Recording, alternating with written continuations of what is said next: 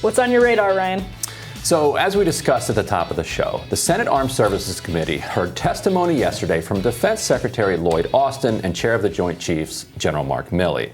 There were plenty of interesting moments, but there was one exchange that ought to be shown to every elected official with the power to send us to war and keep us there, and it should be played on repeat so it'll never be forgotten. And then every new person elected to office needs to watch it on the first day they're there. Here's part of it. For years, we poured money into the Afghan government, and for years, we trained their army, we outfitted them with all the best American equipment, we provided them with overwhelming air power. Even so, both the Afghan government and the army collapsed almost instantaneously. So, General Milley, let me ask you, given how quickly the Afghan government and the Afghan army collapsed, do you think that either or both would have been able to stand on their own with just another few months or another few years of American assistance and training? I think at this point that's unknowable, but my estimate at the time was if you kept advisors there, kept money flowing, et cetera, that we probably could have sustained them for a lengthy or indefinite period of time. So stop it there for a second. It gets even more revealing later, but linger on that for a moment. If we kept advisors there, kept money flowing, etc., that we probably could have sustained them for a lengthier, indefinite period of time.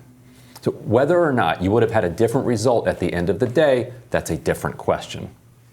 That's Mark Milley. Except that's not a different question. That is the question. The American people aren't interested in an endless, indefinite flow of money and troops flooding Afghanistan just to prop it up only as long as the money and troops keep flowing. There's no chance there'd be even a tiny amount of support for that back home. But that's what Milley was acknowledging as the reality.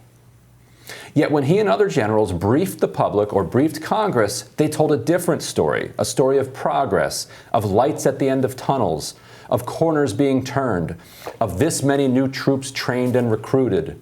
Now, to Warren's credit, she zeroed in on that contradiction. When I hear you say that, it reminds me of all the years that I've sat now in the Senate Armed Services Committee and how many times the generals have come in front of us, and when you point out every way in which the Afghan government was failing and the Afghan army was failing, the generals respond with, but we're turning the corner now. I didn't say we're turning the corner, Senator. I said we could sustain them. So that is a lie. The U.S. military, with Milley as a leading figure, routinely told the press and Congress that things were getting better in Afghanistan. Here's a video from 2014 featuring then Army Lieutenant General Mark Milley. Commander of the International Security Assistance Force, Lieutenant General Mark Milley says things have significantly improved over the recent years. You've got an army and a police force that's almost 352,000 strong, 347,000 as of this morning. You've got units that are capable, they're competent, they're reasonably well led, they're well equipped and reasonably well trained. And here's another one. They're not asking us to fight.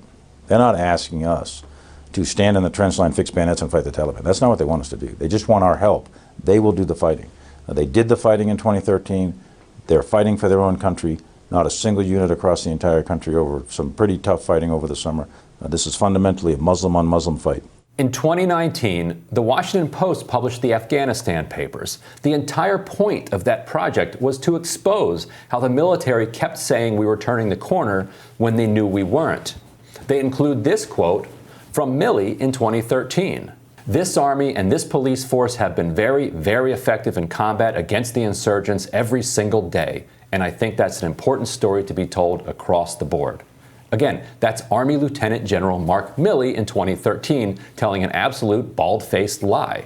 The Afghan army and police force weren't effective for even a single day, let alone every single day. Okay, back to the hearing.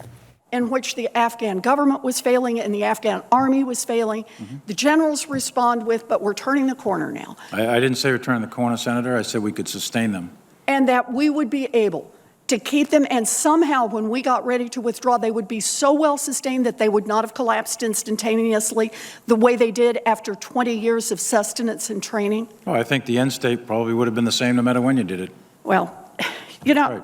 I believe that leaving a force behind would have necessitated that force staying indefinitely. That's right.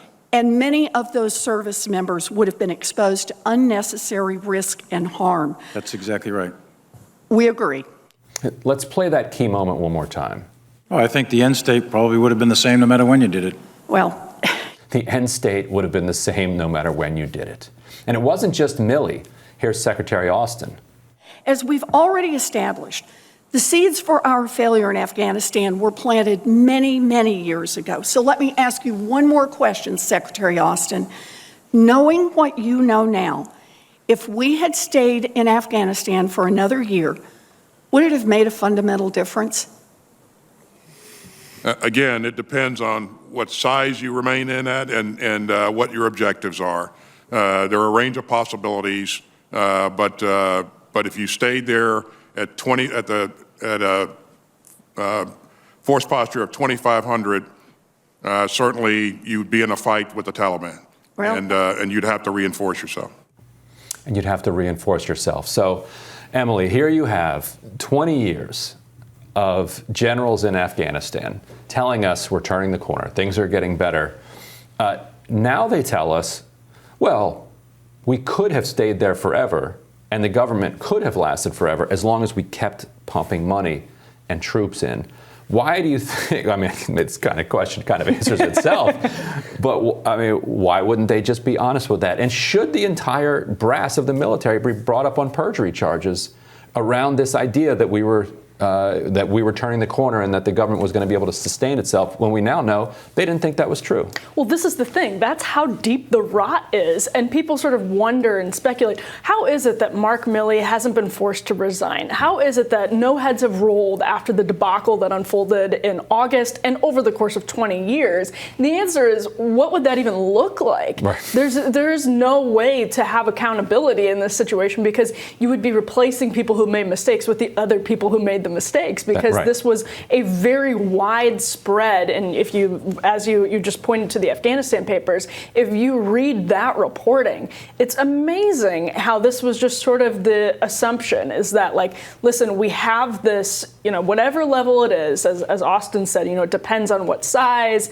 and, what your objectives are, right? So if you keep it at just this sort of half-ass level to prop up the Afghanistan government so that it doesn't collapse and create this power vacuum that the Taliban immediately exploits, if you want to do that, as it seems everybody in the military wanted to, then you are basically going to be there indefinitely, because there is no way to solve democracy in Afghanistan or prevent the Taliban from retaking the country and regaining control. You're sort of damned if you do, damned if you don't. So you just have to sort of be there permanently. And there's some people for whom that would be great in contractor land. Sure. Some very particular people who live in Northern Virginia and suburban Maryland. Right. And I singled out Mark Milley because he's chairman of the Joint Chiefs of Staff. He testified yesterday. But like you said, he's not unique. And it only took me 5 or 10 minutes of searching around on YouTube to find him saying something that contradicted what he was saying now. But you could do that for anybody, like you said, who served in Afghanistan. But on the other hand, what if Congress actually took the wild step of holding somebody accountable? What if it became part of the culture in the military that if you go before Congress and you lie to Congress and you tell the Senate Armed Services Committee that things are going great when there are records and documents that show that that things are not going great, that's a lie, that's perjury. And it's not just small ball perjury about a few $1,000s in credit card debt that you're moving around in your personal financial disclosure. This is the kind of perjury that leads to thousands of people getting killed for no purpose. Can you imagine a situation where a military official or a Pentagon official, a civilian official, who lied to Congress was actually charged with lying to Congress? Well, they're so careful in their language. The Milley quote that you used in your radar, where he says, they're very, very effective every single day. That is careful and right. They know how to tie their shoes and exactly. Right, they march in this direction when we say march in that direction. Absolutely. So define effective. Although he did say they're effective against the insurgents. Define effective. And so again, I think they are in that situation, I think they would still just be even more opaque and even less forthcoming and even more careful with the language. Well, it'd be a good trial to see put up on court TV. Absolutely. Well, the testimony yesterday was telling. But again, the point is that when you have a military, and this is what your entire radar speaks to, where the rot is so deep, what does accountability look like? I mean, we can have these testimonies that are, like you said, great court TV, basically, even if there's no actual court case, as you suggest. It's great television. It's clearly damning to people involved, because all it took you was 5 to 10 minutes to find Milley contradicting himself. But then what can you do? Just want people to remember this the next time that military figures or Pentagon officials tell you that things are going well. I think people, I feel like as we've internalized what happened in Afghanistan, sort of like in the public consciousness, I think people are actually really much more sort of awake to the realities of endless war now. Yeah, it did take, after the Vietnam War debacle, it took 9/11 to convince the American people to go back to an offensive, large-scale war. We had the poor CIA and Pentagon had to conduct little dirty wars for a couple decades because they couldn't get public support for bigger wars. So hopefully that's all we'll have for the next couple decades until they figure some other way to drag us into a big land war. But looking forward to your radar up next.